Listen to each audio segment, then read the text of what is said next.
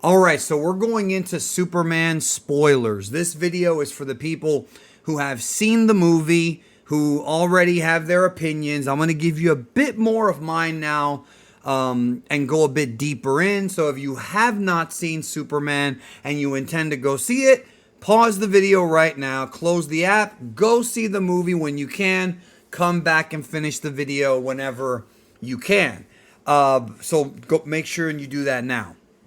So we're going to go into spoilers. So what I said in my non-spoiler is that I liked the movie, didn't entirely love it. And I wanted to love it. I wanted to fall in love with it. And there were things I did fall in love with, but there were enough things in this, like James Gunn Superman, that were a little too weird for my taste, especially with a movie that's basically the start of a new universe, the start of a new film universe. Now, while I did like the fact that we didn't see the entire Kryptonian origin, we've already seen that story. We know that Clark was really Kal-El and his parents' planet blew up and they sent him to Earth. It's been told by Richard Donner and Zack Snyder and in the TV show, in all the TV shows, I think, or some of them. The cartoon had their version of it. It's fine. Not necessary. We jump right into the action. It threw me off a little bit. But the one that really, like the fact that Superman's already there, the fact that Lex Luthor already hates him and has for 3 years, I was fine with that. But the one thing that really kind of knocked me back that I thought was the first unusual choice was the fact that him and Lois are together and she knows of his identity. That one was weird to me. And I only say that because it took a long time for Lois to learn who Superman is. Even like the old Richard Donner film, she didn't even find out in the first movie. Here, we find out that she found out before the movie even started. And that was a really odd choice because, like, you know, how did she find out?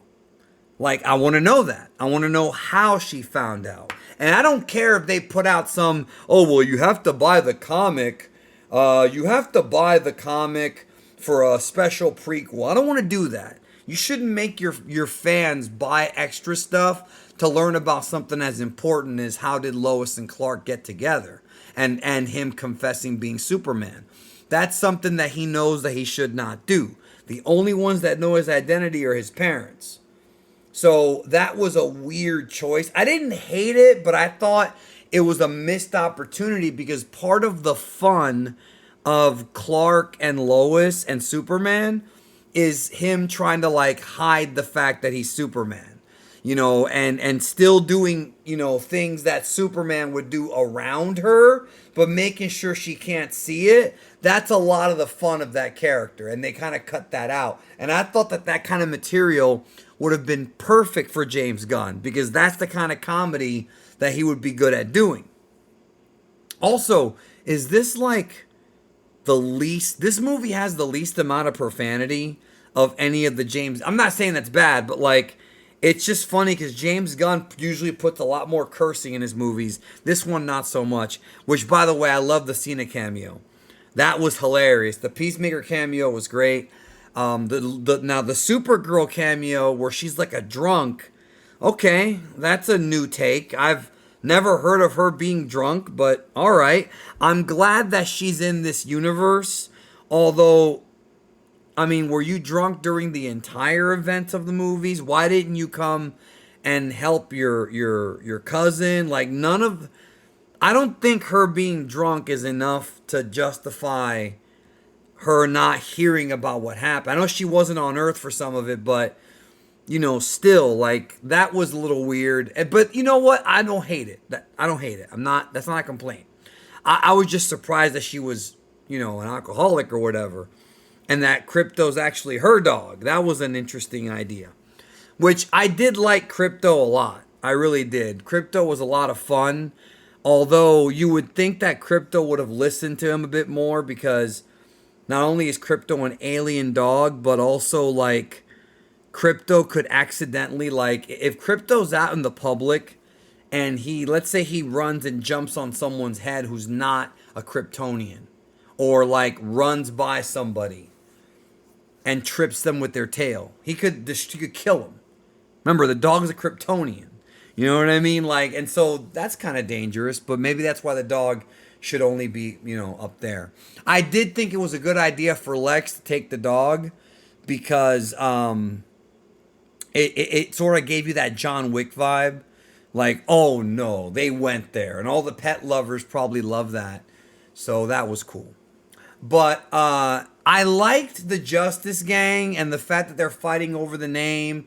Green Lantern Guy Gardner was a fun character. I enjoyed him. I would obviously say Hawk Girl didn't really have much to do. And to be honest, both Hawkman and Hawk Girl to me have never been all that interesting as superheroes. Now, Mr. Terrific was a lot of fun. Mr. Terrific, I think, stole the movie. He had some of the funniest lines. He was my favorite character that had never been in a Superman film before. He was my favorite character. Then they had Metamorpho in there, and he could do like the thing where his hand can become kryptonite. And I thought that was a great idea because that's a new way. Like, that is a new way of bringing kryptonite into the series without having it be, oh, well, Lex Luthor just happens to have kryptonite. It's just one of those things that always has happened or has happened often. And at least they explained it here. Also, they took some time explaining the glasses. So the joke for years has been, why is it that Clark Kent wears glasses and people can't tell he's Superman when all he's doing is wearing glasses and looks just like Superman? That's dumb. And yeah, it is dumb. It's like the Sailor Moon thing. It's always been, to me, kind of funny. Just a little comic book humor that people are so dumb they can't tell it's Superman. But in this movie, they explain that the glasses are alien and that whenever somebody sees his face, it's not his real face. And that, again, makes me wonder, well, how did her and him and Lois get together? Was she, like, in love with Superman? Meanwhile, Clark Kent's trying to hit on her, and maybe the face he has is not the real face? Like, there's questions I have here that and they're good questions that I would love to have seen James Gunn tackle. Like, I really would have liked that. I felt like he tried to do too much with this movie. He crammed in too much. Now, I want you to know something. A lot of people are loving this movie. Every one of my friends that saw it loved it. It's getting a lot of good reviews. I am not trying to hurt someone else's enjoyment. I'm just doing some nitpicky stuff. But I'm also saying that there's other things they could have done with James Gunn's talent that I think would have fit him more. I think that ultimately this being the start of a new universe didn't feel like that. It did not feel like that at all. It felt like we were already here. Like, we're already here. It felt like we missed something. It felt like there was another movie that already happened that we missed. But that's neither here nor there. The script in and of itself, I think, works, but the part near the end, there's some things that I thought was a little off. Like, I liked the Lex and Superman conversation. Lex pretty much admits that he's envious and all that, and Superman is kind of being the righteous hero, and he's not killing him. But then Crypto comes in and starts throwing him around, and that was a scene that was played up for comedy, but it also didn't make much sense considering how strong Crypto is. If Crypto can jump on Superman's stomach and hurt him, if he swings, think about it, if he swings a regular human like Lex Luthor around, that motherfucker dead. You know what I mean? So the power scale was a bit off. Now, how did I feel about Ultraman being revealed as being like the Superman clone? I looked at it as, okay, it reminded me of Superman 3, very much so. I said that in the non-spoiler. And I didn't hate it. I was actually a little bit worried it was going to be Zod. Like, they were going to find a way to shoehorn Zod again into this. When it's not necessary. Like, if they want to do Zod later on, they can. I don't think they should. I think Superman has a lot more enemies, a lot more villains that can be more interesting than another iteration of Zod. We've already seen Zod in multiple different Superman movies and shows. Pick someone else. Let's do Brainiac. Let's do Mr. and Mrs. Spickley.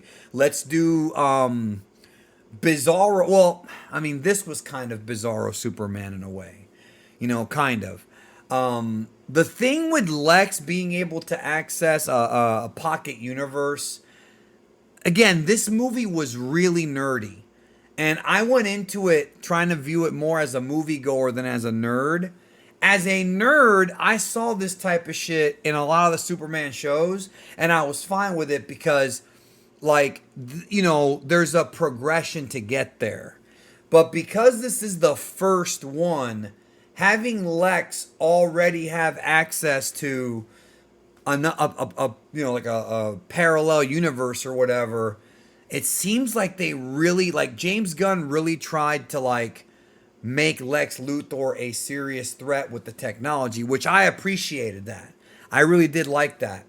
But again, it feels weird for a first movie. You would think that Lex would have failed a bunch of times before he got here, but I like that he's supposed to be the greatest criminal mastermind or whatever. At the very least, they sort of skipped all the times he lost to Superman to beat Superman, because in this movie, Superman loses a lot in this movie. Like, he gets his ass kicked a lot. Like, Superman takes a lot of damage in this film. Multiple times. He's damn near saved by the sun twice. Like, in one movie, twice. So, like, and I like that they're showing the vulnerability of Superman. I do like that. And I like that, like, I feel like James Gunn probably thought the people already know who Lex Luthor is. They already know, he probably thought everyone's already seen this shit already.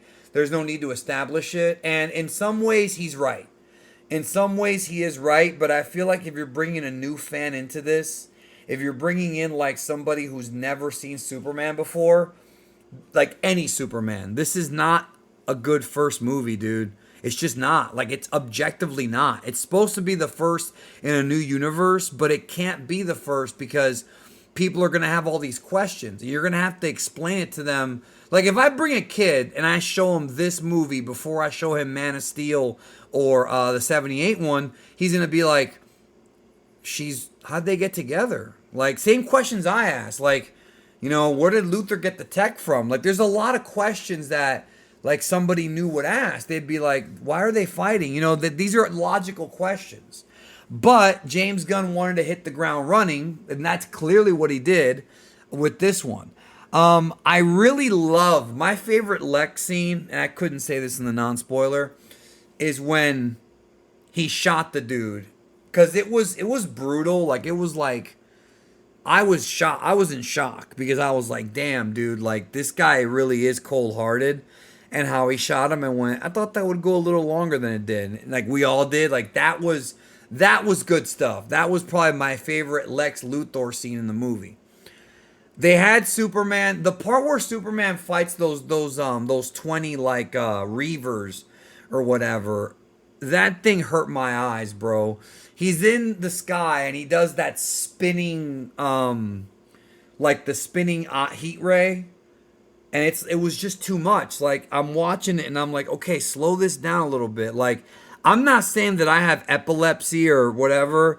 I'm sure if somebody saw this with epilepsy, it may trigger it. But it was just, I thought that, like, I get what he's trying to do, but I thought that could have been executed a bit better. Like I said, this film I liked it, but I wanted to love it, and there were just a lot of things that kind of stuck with me where I was like, yeah, like, I wonder how this movie's going to be remembered down the road, because we've still got a lot more DC projects. And if you remember a few months ago, they were saying that with this film, James Gunn might not be the guy. And I'm perfectly fine with James Gunn being one of the head creatives on DC. But I don't know if he's the right choice to direct the first new Superman.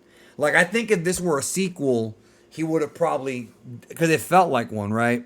But I don't know, man. I felt like a lot of this, it was missing, even though I knew it. Like, it's not like I didn't, I know it's not that big of a deal. But if you're starting a new universe, man, like, you know, you kind of got to reboot it a little bit more. I don't know. But the one thing that did really bother me was the fact that they play the clip of Superman's parents. This is the worst thing about the movie. This actually pissed me off. They play the clip of Superman's parents, and everybody in the world turns on him. Superman's parents reveal that he was sent to Earth to take over and to have a harem of women or whatever the fuck. That's James Gunn being fucking funny, right?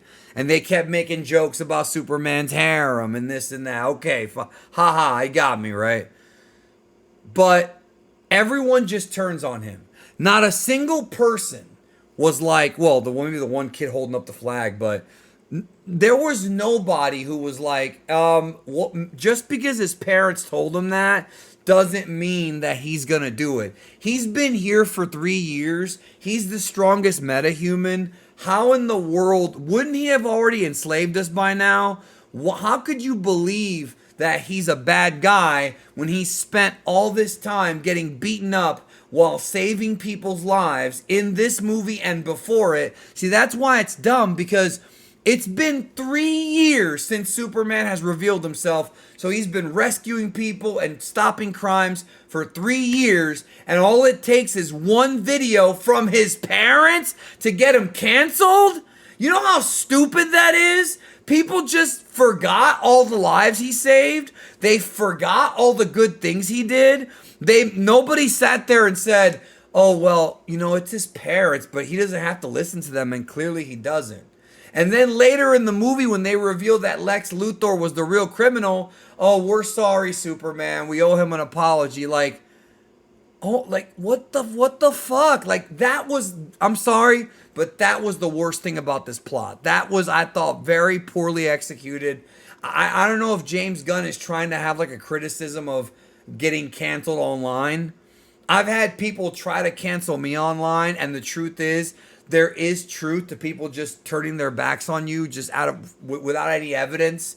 That does happen to creators. That's happened to a lot of people over like lies and bullshit, right? It happens. But this is a guy who has saved lives. Making a bunch of YouTube videos about Dragon Ball and being a douchebag to your chat room is one thing. But if I'm known as somebody who saves lives, who has saved lives for 3 years, the public should never turn on me. The public should at least question the footage. What if that was doctored? What if, there's more to the message? Can we ask Superman what they meant by that? No, it was just, he's guilty. That is the worst part about this fucking movie, dude. That's the one thing that actually pissed me off. Because, like, it just, come on. It just doesn't make sense. That's the one aspect of the script that I thought was probably very lazily done. It really did feel like this film was in some ways trying to overcorrect the Snyderverse, make it very positive. It takes place mostly during the day. It's really quirky and goofy and funny. It's got the James Gunn like weirdness to it with like monsters that can grow big really fast, and the universe or the planet being split in two over like a dimensional rift, like all kinds of just wild shit. That it's James Gunn. I mean, look at the last movie. The enemy was a giant starfish. Wait, no, the starfish was Peacemaker? No, the bugs were Peacemaker. The starfish was Suicide Squad. I'm mixed up on this. Like, yeah, it's always got to be something quirky and weird and unique. And the DC Comics is filled with that. The comic book land has all kinds of weird shit like that. But that's the type of shit you introduce later. That's the type of shit you bring in the later films. You keep the first one a bit more grounded without throwing out giant kaiju and that just grow big overnight. Like you put water on them or something. like a gremlin. It just, oh well, Superman's clone is one of the lead villains. This chick has like, these like microscopic nanobots that she can hack anything. Like, whoa, there's a lot here, dude. There's a lot here. So I think the nerds are gonna love this one. I think the nerdier you are, the more you're gonna like it. But I wanted something that's a bit more balanced. Like, I want more of the nerd shit than the Snyderverse, but I want more realism than this movie. I want something a bit more balanced, like the 78 Superman. Like, that one's still my favorite one, dude. That's still my favorite. So, yeah, those are my thoughts on Superman. Those are my thoughts on Superman, the new one. I liked it. I had a good time with it. I'll probably get it on 4K when it comes out because visually it was crazy. And the music was great too. Shout out to John Murphy and David Fleming for the music and, of course, the John Williams score. But, yeah, it's not perfect at all. And I'm just, maybe I'm nitpicking. I'm not trying to ruin your experience, but these are things that I was thinking about leaving the theater. Anyways, y'all, I'll be back tomorrow. Talk to you then. Take care.